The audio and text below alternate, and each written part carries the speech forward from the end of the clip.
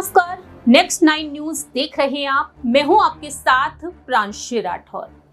बिहार में लोक जनशक्ति पार्टी के मुखिया चिराग पासवान डंके की चोट पर अपनी बात रख रहे हैं। जैसे जैसे चुनाव नजदीक आ रहे हैं वैसे वैसे ही बिहार में सियासी सरगर्मियां और भी तेज होती जा रही हैं। मालूम हो कि बीते पिछले दिन ही चिराग पासवान ने ऐलान कर दिया जमुई लोकसभा सीट से उनके जीजा यानी कि अरुण भारती चुनाव लड़ेंगे।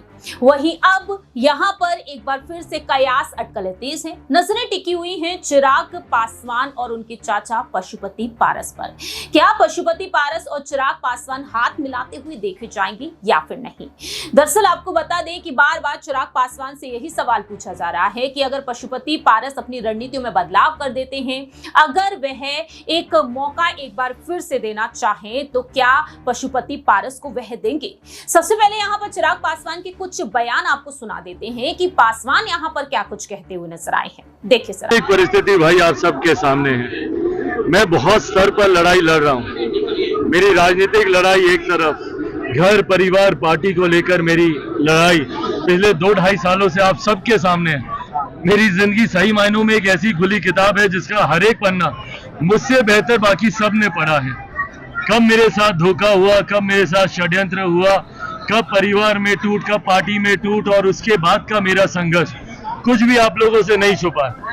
ऐसे में आज जब हाजीपुर जा रहा हूं उस लड़ाई के तहत एक और जीत को हासिल करने, और सही मायनों में मुझे नहीं पता था कि मेरे पिता के जाने के बाद मुझे उनके नाम के लिए भी लड़ना पड़ेगा। मुझे नहीं पता था कि मेरे पिता के जाने के बाद उनके नाम को अपने नाम के साथ जोड़ने के लिए भी मुझे संघर्ष करना पड़ेगा।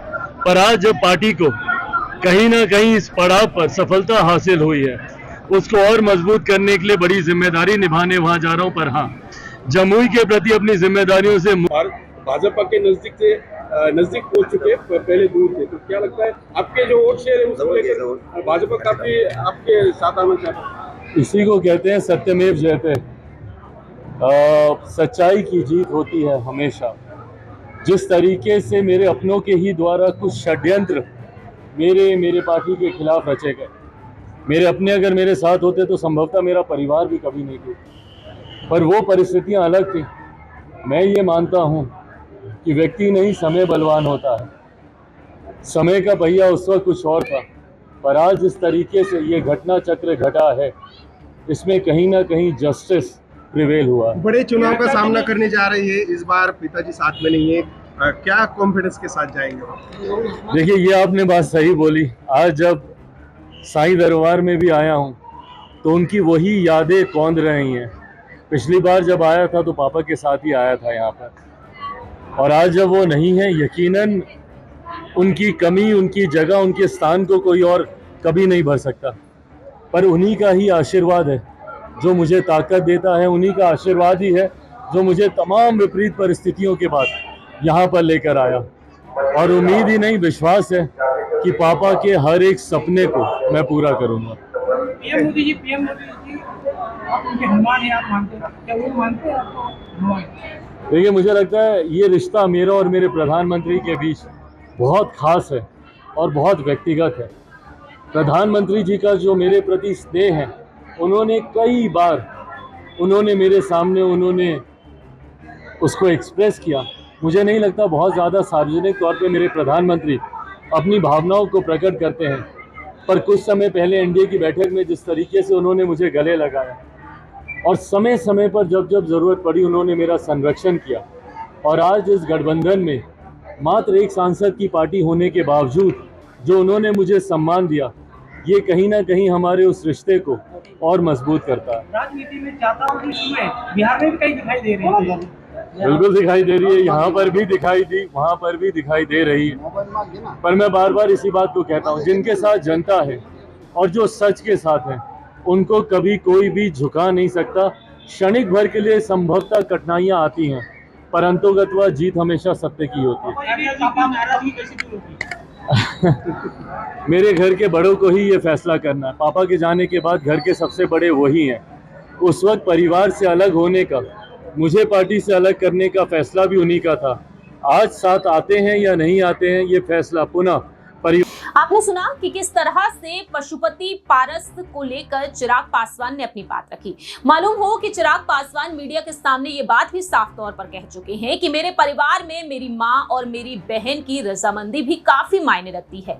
मीडिया के सामने उनकी बातें भी काफी ज्यादा मायने रखती है। चिराग पासवान जो साफ तौर पर कहते हैं कि अगर यहाँ पर जो सवाल उनसे पूछा गया कि अगर पारस ने सुधार करने का फैसला किया तो क्या वह सुलह करने का मौका देंगे। चिराग पासवान कहते हैं ये केवल मुझ पर निर्भर नहीं है, इसमें कई अन्य लोग भी शामिल हैं, जैसे कि मेरी मां है, मेरी बहनें हैं। इसके अलावा जब भी मीडिया ने उनसे पैचअप के बारे में पूछा है तो उन्होंने यहां पर साफ तौर पर कहा है कि मैं उन्हें पैचअप से इनकार करते हुए ही देख रहा हूं।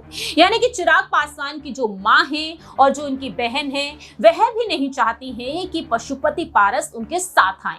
अब देखना यही होगा कि पशुपति पारस वाकई में साथ आना चाहे तो क्या वह स्वीकार करेंगे। सवाल यहाँ पर ये उठते हैं कि पशुपति पारस जिन्हें लेकर साफ तौर पर कहा गया कि इंडिया गठबंधन की तरफ वह रुख कर सकते हैं, जिस तरह से प्रस्ताव उन्हें गठबंधन की तरफ से मिले हैं, लेकिन इसके बाद रणनीतियां ये बनती हुई नजर आई कि पशुपति पारस अपने कार्यकर्ताओं के साथ जो अकेले बैठक किए थे, इस बैठक में यही फैसला लिया गया कि हम भी लोकसभा चुनाव इन सीटों से लड़ेंगे, लेकिन इसके बाद ये कहा गया कि चिराग पासवान के खिलाफ वह चुनाव नहीं लड़ेंगे।